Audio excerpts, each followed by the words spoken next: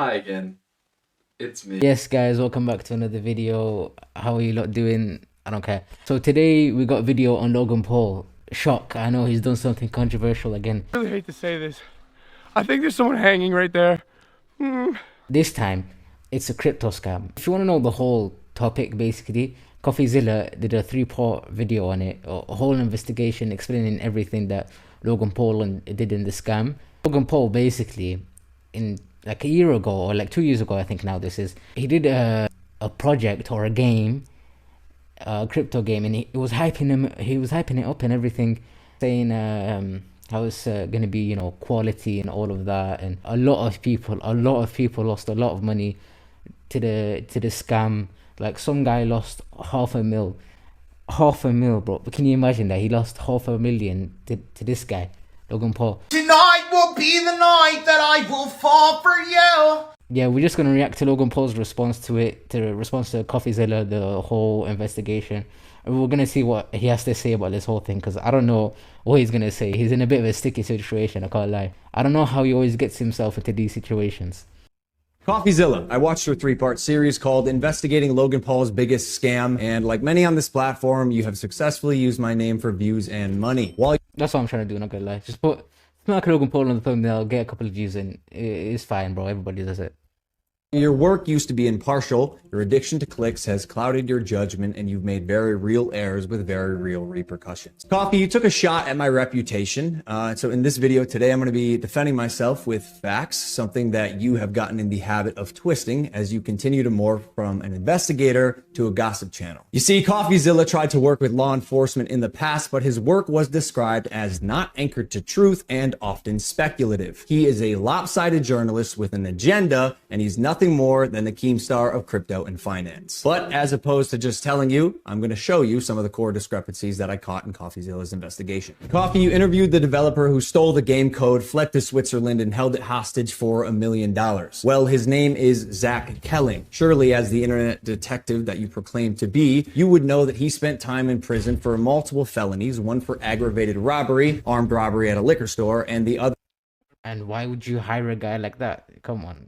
Therefore, surprise, obstructing the legal process. I can see why you kept him anonymous. Who we'll be calling Z here. I guess among many things, it doesn't surprise me that he lied about having 30 engineers and a $50,000 a week burn rate. On my end, I have 30 engineers. I'm burning $50,000 a week. Which, side note, is how this delusionist landed on the $1 million code ransom, but it turns out he only had 3 engineers. Wouldn't someone with journalistic integrity know their credible source had not only an agenda, but a fondness for orange jumpsuits? Or did you just hear what you wanted to hear and moved on? Because even if you're lying to yourself, Steven, you still have to believe it. And I know what you're thinking. What type of idiot would work with an unsavory individual like Zach Kelling? I guess that's what I get for trusting the team that I relied on to vet and manage Eddie's hiring process, who has turned out to be a professional conman that I have since learned fooled billionaires, the Mormon Church, the owner of the New York Yankees, and now me. And Yeah, this guy Eddie, he's on it. He's on it, bro.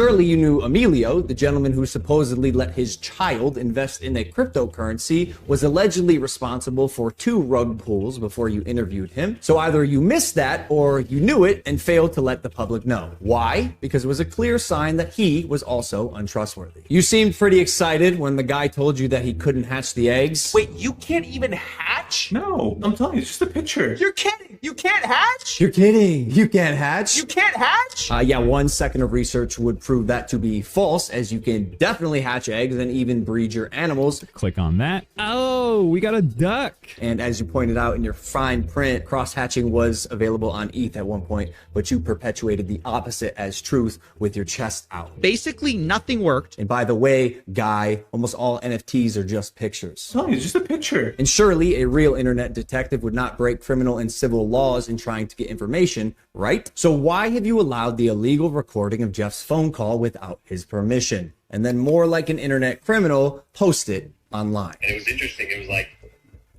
this is wild. Now, although you didn't verify any backgrounds, substantiate any evidence, took multiple criminals' words as truth, and broke laws, you still published the defamation. However, unlike you, the blockchain doesn't lie. So let's highlight some things that He never really said anything, CoffeeZilla, but he was just investigating the whole scam well, all the whole like game in it, because it was shady. It was shady, and I watched the video. I don't think he really put the whole blame on Logan Paul, even though he kind of was at points.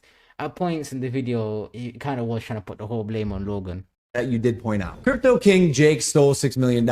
True or not, we had already removed him from the team when we realized he was a bad actor and his motives were purely financial. Conman Eddie, lead developer, stole $1.7 million. True or not, when we learned he was a bad actor as well, he was immediately removed from the team. While myself and Jeff sold nothing and made nothing as verified through investigation and the blockchain. Jeff, Logan's manager, to my knowledge, never sold.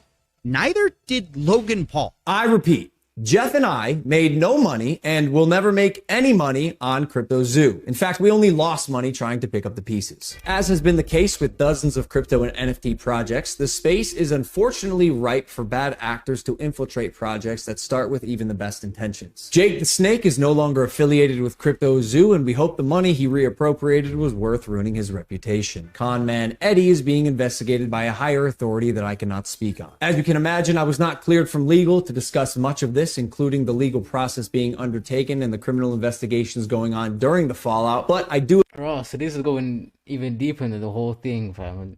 FBI finally getting onto my man Eddie, bro. Appreciate you calling out that rats under my nose stole the game code, millions of dollars, and left Jeff and I abandoned with no team and knives in our back. But even after 12 months of work, you've still managed to overlook one crucial piece of information.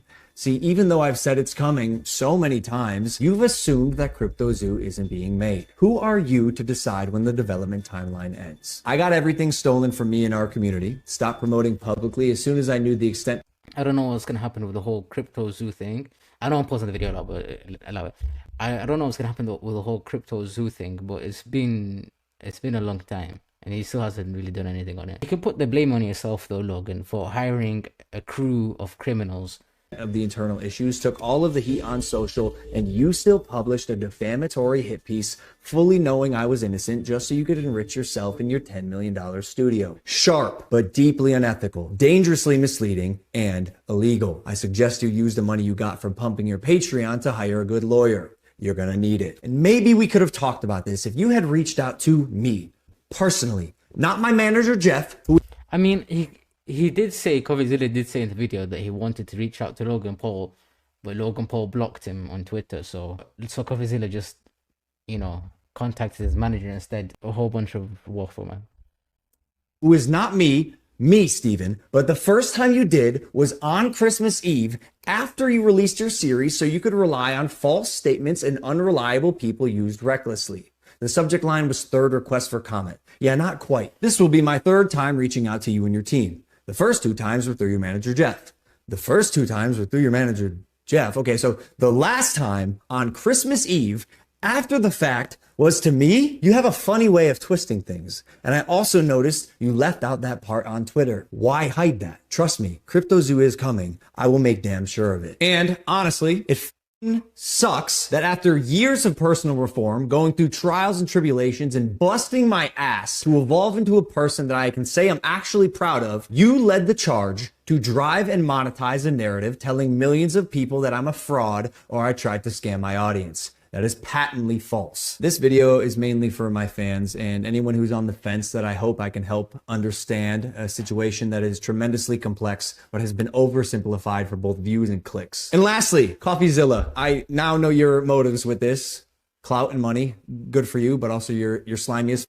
So I'm not going to come on any of your podcasts. If you want to come on Impulsive and talk about this, that's fine. You've denied my invitation multiple times. You're still invited. It can be a one-on-one. If not, we're going to handle this ourselves while we continue to build CryptoZoo, and I'll see you in court.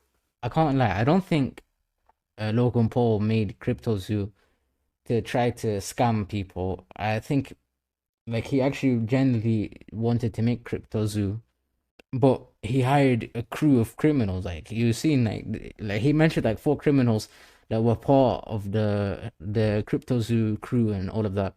And like who else is to blame? Like obviously you have to blame yourself here, Logan, for hiring a crew that is just not trustworthy. This whole thing, CoffeeZilla himself, I don't like, not even him. He's trustworthy.